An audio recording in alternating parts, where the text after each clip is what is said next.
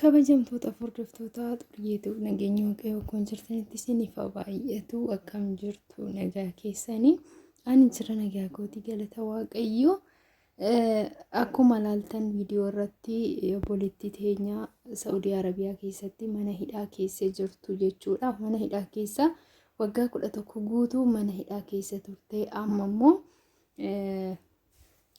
duutii irratti murtaa'ee jira jechuudha. Maaliif nama daa'ima warra Arabootaa Saudi Arabiyaa keessatti waan ajjeefteef duutii akka itti murtaa'u ta'ee jira jechuudha.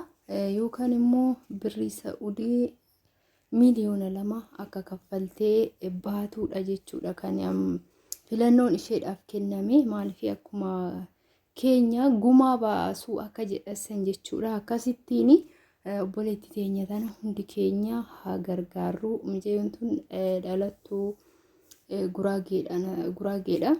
Kanaafuu sheer godhaatii haa gargaarru dhugaa waaqayyo.